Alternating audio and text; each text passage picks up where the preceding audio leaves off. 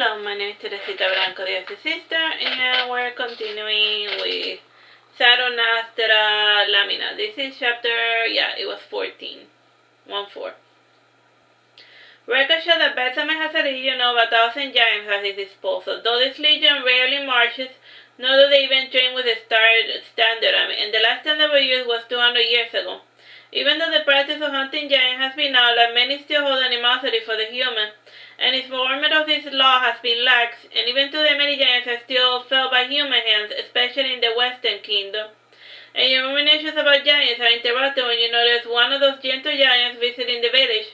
And usually these giants send their children to trade with humans in villages, and this is done so in part to make humans more at ease with for logistical reasons, and it is easier for a 2-year-old giant to move about inside a human abode. And this giant is about 5 years old, and he has short black hair, light rosy skin, and black eyes. And he goes about his errands, suckling his thumb all the way, and for your bathing spot, you hear the people comically calling the giant Doofus. And this annoys you, and the giant is actually called Doofa. And while plucking the bad feathers from your wings, you notice Fiore talking with Doofa. And this day is indeed playing out nicely for a change, and when you finally make yourself presentable, you return to the inn. And the maid asks you, and what do you do with the feathers you plucked? I let them float away. Why do you ask? You say, folding your arms. If you don't want them anymore, can I have them, master maid? Sure, I don't see the harm in it, you answer. You end up lingering in the village till the springtime, and Irving has expressed his desire to return to the Tower of Subero. And by then the maid had a sizable collection of your wing feathers, and according to the fairy she planned on selling them. And before leaving, the maid comments, and I have noticed you never remove your hair feathers. Why is that, if I may ask? These feathers are ornamental, and they do not help me fly better in any possible way, so there's no need for me to shed them as often as my wing feathers, you say as you pack the horse. And Irving's gold is casually eating hay, listening to your conversation, and the maid asks, Can I have one, something to remember you by? You pluck one of the loveliest golden feathers from your hair, and the moment that the maid touches it, she drops it. A small droplets of blood pour on the feather, giving it a slight rouge color in a certain part, and the maid picks it up with her apron and comments, You should have warned me about the sharpness of your head feathers. Sorry, my bad, you said, chuckling. The maid says her goodbyes and then leaves, and around the afternoon everything is packed on the way, and Irving has even saddled the goat in front of him. And part of the issue is that the goat has been showing a lot more independence as of late, wandering off when you're not looking. And like independent tying the goat to a rope has not worked, and to make matters worse, it occasionally does a pint of magic which freaks out the stable boys out aloud. And as you head out, Irving knows Doofa, and he comments, and why would the giant send a young girl to be among humans, and I'm worried about what might happen. The girl may look young, but she's actually quite old. Giant's longevity is in par with the elves, you answer. And the background asks, so they live as long as the elves? More or less. It has to do with their slow aging process. An elf grows at the same rate as a human, and after they turn 18, they practically stop aging. This is not so for the giants, and they grow extremely slow. And the slower the growth rate, the bigger the giant will become. And the ages among giants vary greatly, and they are very similar to certain types of dragon in this respect, you explain. I see, said the Bashmago, pretending to understand. Fiora Giants lazily as she rides by your side, and during the winter she has a bad habit of hibernating. And we follow the river until we find a stone bridge to get across, and that eventually descends, and you light a fire and set up camp. The night is actually rather peaceful in this part because it belongs to the giants, and to pass unperturbed you place a red sash on the reins of your horse. And a month passes, and all is well, and your group is passing very near the forest of the elves, and a thin mist surrounds it, and Irving asks, Shouldn't it be faster we cut through the forest? What's the hurry, you say casually? We're in a hurry to save the mages in the tower, asked Irving. Even if we go there, we will not be much help, though we can chip away at our competition by cleverly moving through the maelstrom, you comment. Puttered Irving, frowning. If we're not going to be of any help, then why go bother going there and risk getting killed, asked Fiore. We're not going to die there, Fiore. And if things get heavy, we can always retreat as long as we do not get sucked into an area. And as soon as the abandons make contact with the tower, a barrier field will automatically be deployed, and everyone, even those things, will be able to fight at their full power without harming the world around them. If the headmaster can make such a field, why not go a step further and create a decent area for a change?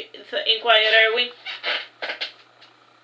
I assume because the Master Suferos is in denial about the abandons, and this is perfectly natural seeing as they do not exist, and as far as everything is concerned, he will probably interpret the chain of events as a summoning, as a death spell gone wrong, you say, smiling.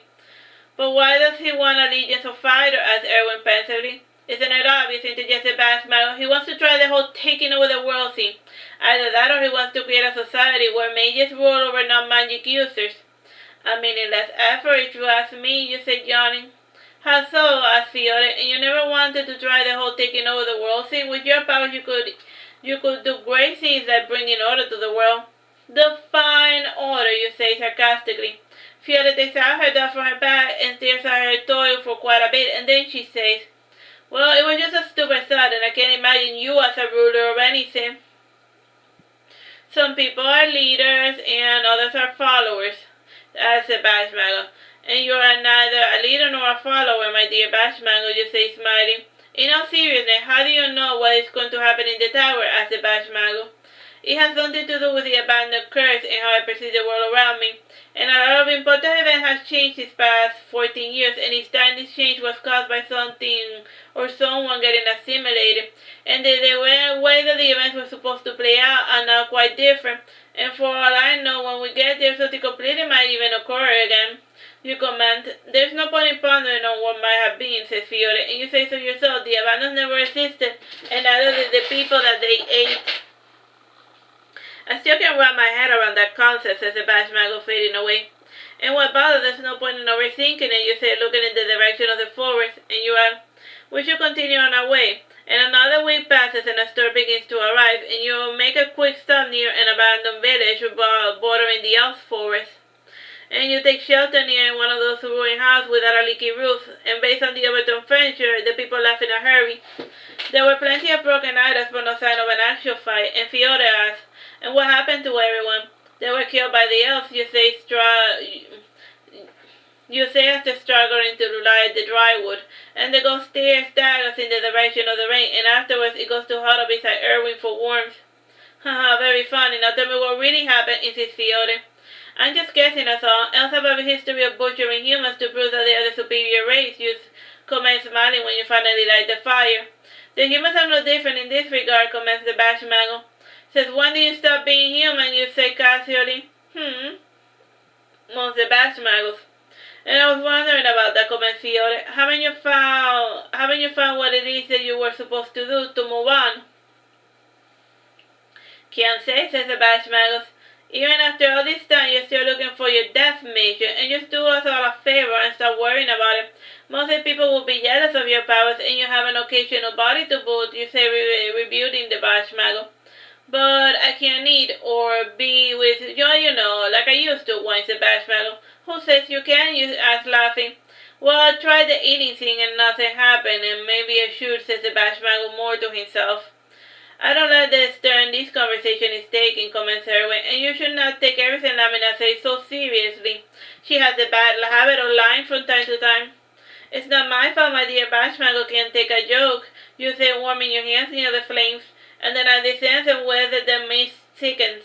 And the rain has not let up for a second, and Fiore is awake and village yet, and she has been growing more paranoid as the days passes, and even though she has been this in control of her strange summer, she's still nervous about the second fight with the abandons. And while gazing into the flame, Fiore says, and why are we bothering to fight abandons when we have no hope of winning? The battle's already won, you say, smiling. If it's won, then why are we still fighting? Says Fiore, raising her voice. Because it is our destiny, and we are destined to come out of this battle alive. So why are you worrying so much? You say shockingly. But what if it is our destiny to die? Asked Fiore. I know I come out of this alive. As for you, I wouldn't hold my breath, you say, sneering. Well, I'm staying in the Sphynx then, and I don't want nothing more to do with those creatures, and I'm not a mage, and this has nothing to do with me. Why do you take me for my home? She said, pacing up before the fireplace. I did not force you to do anything. I can send you back home if you like, and I bet your family will be thrilled to see you after not hearing about you for almost 6 years, you say casually. Fiore pauses and says, well played, and forget I said anything. I don't see why you are getting the jitters, commenced the bachelor. Lamina would die first before allowing anything to happen to you. It is her destiny to come out of the battle in one piece, and then it means that you are going to make it too. Yeah, you're right, says Fiore, smiling. Your conversation is interrupted by a man in the shadows, and the gentleman clad in black from head to toe says, forgive my intrusion. I already knew you were here, you say, not looking back. What do you want? May I propose another solution to your problem, says the stranger. You gesture with your hand to imply that you're all ears, and then the stranger says, you could just go to the tower and kill all the magic users before the abandons manifest, and then things will calm down, and you can return to hunting them at your leisure. Only an elf who come up with such a sinister plan, you say, not turning around. It's worked well for our kind in the past, and I am simply trying to offer my advice, nothing more. I have no dog in this fight, and to use your human colloquialism, and we know from our goddess that you speak the truth, and this abandon, as you call it, will be gone before the summer ends, and how this will come to pass is unknown, and if you are to fulfill this prophecy, we will be more than happy to lend you our aid, says the elf, bowing. But wait, first you say you don't care what happens, and now you want to offer help. What gives, says Fiore, confused. And what he means is that he could not care less about some human magic users dying, and he's more concerned about the planet being destroyed, you explain. And that about sunset out, says the elf, and my offer stands, and you can think it over till the morning. I don't want to think it over because I already decided to try to save the mages, you say, frowning. No power in the world can save them, and they were cursed from the very minute they came into this world, and it would be far more humane to put them out of their misery than to have them suffer the horrors of an abandoned battle, says the elf. And begone, I will hear no more of your proposition, you say, sitting up, and the storm finally quiets down, and the wind as well. And a death-like stillness follows, and the elf starts unconsciously looking over his shoulder every so often. And by the sunrise he has returned to the forest, and while continuing on your journey you begin to wonder if you made the right choice. It is the summertime, and the weather is awfully dandy considering all of the abandons that surround the tower, and closest to it there are 5 large flames. And from time to time the curse allows one to see portions of its true form of those creatures, and for reasons you fail to understand, the abandon has yet to manifest in the real world, and the barrier field has not activated, and they all seem to be waiting for some catastrophe to occur. And you wait 5 tense days near the banks of the tower, and neither you nor your companions seem inclined to make a decisive move. And more those things start gathering, and it is possible to read that all of the rampant abandons of the Saturnastra have gathered in one location. And that is a foolhardy idea, since at this stage of the game they are more prone to exercise caution. And why would there ever be so many in one spot is up for debate. And on the 6th day, a demonic adversary comes from the tower, and the demon disguised as a mage tells you there has been an incident, and it will not be long before the battle commences, and I suggest you stay clear of this one, or attack from a distance. That is easier said than done, and there are abandons everywhere, and the barrier field is expanding even as we speak, you say dryly as the demon fades away. And what sort of incident was he talking about, inquired Fiore. The usual, the master probably could not keep the loyalty of the new mages, and now they think that they are powerful and they aim to do him harm. And the abandons are probably waiting for the tower to destabilize before, speak of the devil, you say, as the abandons manifest on the flesh, and Baronquillo the barrier field activates. And the tower barrier fear not is swallowed up by the abandon with the strongest area, and that is not to say that the other abandons did not try to swallow up this portion of the world to create a situation to their advantage. And the changing landscape becomes almost impossible to follow from minute to minute, and in the end the abandoned Subban of Genubi's area becomes dominant, and his abandon is apparently colorblind, and it has a hard time distinguishing between blues and yellow, and he sees the surroundings a strange coloration to it, and the maelstrom of the battle does not allow you to ponder much on your surrounder. And Irving deploys a shield around Fiora to help her fly around, and she limits her involvement into releasing spores from her pretty suit and occasionally poking out a monster in the eye. And even with the strongest of time, as I should feel like fleas in the backs of giants. And the tower eventually bursts open with magic, and a horde of demons greets the abandons, tearing and biting and cursing. And even when the bodies were torn limb from limb, they will quickly spawn in the physical world, and as long as the magical, their summoner lasted. And after the first burst, the number of demons was quickly decreasing in number, and some of the older and smaller demon legions start fighting more cautiously, and these differ from the initial elemental demons. And abandoning the larger groups, they will focus their attention on the weakest before moving into bigger fishes, and eventually even the shield inside the tower is breached. And you watch as the abandoned crowd around the master of the tower, and he removes his mask to have one last look at the world, and suddenly 7 largest abandons turn on their peers, and they start slaughtering their own kind, and through their dull senses, the abandons instinct starts telling them that their own is now part of their enemy. And while inside the storm, you are rocked between all of them in a vain effort to avoid getting struck down, and you try to get away from the battle, but like a sinkhole, this world starts concentrating on the center, and as the Subban Genubi drives himself into a mad frenzy of destruction, and the world he conjures starts sinking into each other, and all who try to get away from his destructive grip were torn limb from limb, and there is no escape for him, and one can only get nearer to one's eventual demise. And he sees other companions start screeching in an unnatural fashion, distorting the light around you in a mad frenzy. And you can no longer see Irving or Fiore, and just like that, the abandons are no more, and you find yourself at the beach, and all is peace and quiet, and Irving looks about confused and says, "I thought you said that I would die if I get assimilated by an abandon." "No, you were just killed by one, and I think I died around the part when Subban started swallowing the world around him," you comment distraught. "Huh," says Fiore, throwing up, and afterwards she asks, "Let's never do that again." "So what killed the abandons this time?" asked Irving. "It was probably my brother Ahi, and he can reach Avi and has extremely high destructive potential," you say more to yourself. "I don't think it was Ahi," commented one of the demons who was resting beside you. "And like your companions that were entranced by the visions of an event that had never happened. And the tower is still in one piece, and the people inside are also captivated by the vision, by that curse." "And how's the tower?" you ask. "Well, things will apparently go as planned, and the mages in the tower are under the impression that the things they saw was a powerful illusion created by Suberus. And as for Suberus, he is convinced his underlings were trying to make him go crazy to weaken him," explains the demon. "So even after everything, they're still going to butcher each other," asked Irwin, shocked. "There are some fates that cannot be changed," says the demon, "and these humans are bent on killing their master, and it will be easy for him to become a martyr to preserve the tower and the magic of this world, but alas, Suberus will not yield. And as the demons had predicted, the tower comes alive with a source of fireworks, and the lesser elemental demons try to take the top of the tower. However, Suberus demons are far more ancient and deadly, and by sunset the tower grows quiet, and the other ones hit the magic of the tower and its master lies broken.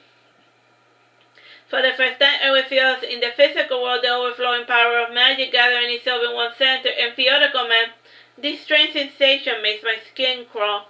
And you know the presence of the Arasa is spreading from the tower, and you and Irwin and Fiona hop on your backs, and as you fly away from the tower, and the Bashman goes behind you, as well as the fairies and the ghost children, and once you are camping and safe distance, you explain, "The master has fallen into despair and is transforming his magic into a death spell, and everyone who gets too close will instantly get killed by the Arasa summoning." And every scone starts moving away from the camp as well, and the fire dies, and slowly the vegetation as well. And then with all his tour de force, the Bashman cannot call upon enough willpower to give himself flesh. If it wasn't for the ashes you carry, he would have indeed passed on. And this event only lasts for a couple of hours, and in time the silence takes hold of every breeze of the beach, and the new presence takes a restlessness in the tower. And since there are no more abandons to haunt in the tower, you decide that it will be more prudent to try one's luck elsewhere, and you convince yourself that Suberus will be fine, seeing as though he wields such power. And the abandon will swing twice about facing him. Still, you don't remember there ever existing a spell that could take over an abandon's mind. And new spells are being developed all the time by your father, and there is the slight chance that Suberus might be slightly ahead in subjugation magic still. You spend the following week replaying the battle in your head, and you know that ever since that incident, the abandons have practically disappeared. Then again, it's not as if one can sense them when they hide inside their areas, and the only time they are visible is when they peep out from their hiding spot and look into the real world. And through the small distorted window, they can check for enemies while still maintaining their stealth. And you start considering that maybe you need an irresistible lure to force them to come out in the open again. And on a rainy summer night, you have Irving shoot raw magic from his crystal, and despite the display of fireworks, not even a stray shade would manifest. And you did draw at least an angry crowd of humans seeking to burn you and your companions as witches. And after scaring them a little, you return to your abandoned hunt.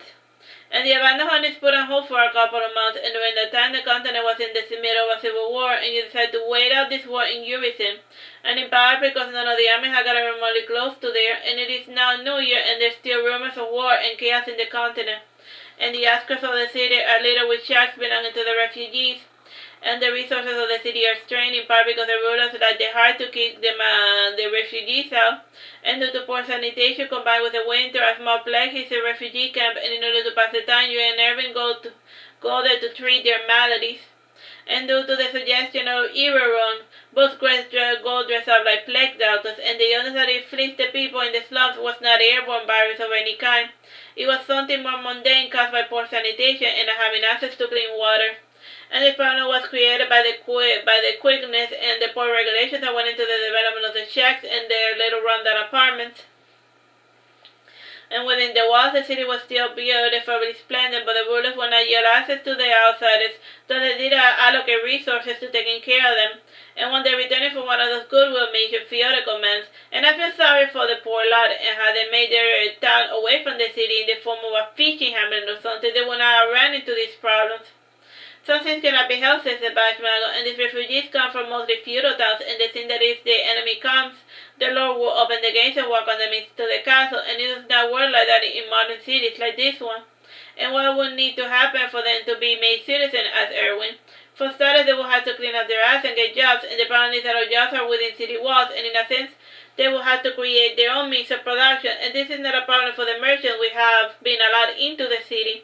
And even the farmers have made themselves busy, and now the bulk of the people are of a different kind, and most are fallen nobles and others rambled that have never had to work a single day in their life, and they left their soldiers to die for a cause and did not believe them, and now they are seek refuge, hoping that their ranks hold any weight.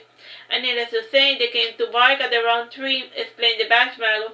Don't listen to the Bashmago, he just says people that can help themselves, you explain. And after a month, the plague finally subsides, and half of the refugees have died, and those that were treated have spread your practical knowledge. And they have become hygienic to the point of fanatism, and the trick was sending it to them in the form of magical ritual, and people can be so foolish at times. And the winter must come, and Erwin moves to Eden's tower to continue his study, and for reasons he does not understand, Irving is now earnestly teaching him. And sometimes Irving is so gleeful that he forgets to put on his bizarre getup, and while walking outside in the gardens you command, Irving, you forgot your helmet. Oh, I did not notice, says Irving, smiling. And I have never seen you this happy, and did you fall in love or something? What gives you as concern? Why you're not happy, Lamina? You should be jumping out of your skin like me in celebration, he says happily. I don't get it, you say, give him a sideways look, akin to your brother Haven't you realized that the abandons are gone? That poof, he says, gesticulating with his hand. The ones in this world, perhaps, but we must always remain vigilant, you say, frowning. Everyone hands you a missive written in a familiar handwriting, and you read it over the top and it say, surely my brother's jesting, abandons can simply be gone, poof, just like that, and even I hate this forever to kill an average fellow, and yet, you stop yourself remembering the battle. Yes, your brother out here is strong, but the abandons were always an overwhelming force, and even the strongest of your ranks would take hours to kill one, and with the help of a large garrison, and yet all your evidence points to the fact of them being gone. But how did this happen? And you spend the rest of the days wandering about, and the abandons have never been killed that easily, and even when they fight their own peers, which has never been known to happen, by the way, and your companions took the news quite well. And they were released that their self-imposed mission was over, and that they could now focus on more important things like leisure. Alright, this is the end of that chapter. That was 14. Yeah. Bye bye and God bless.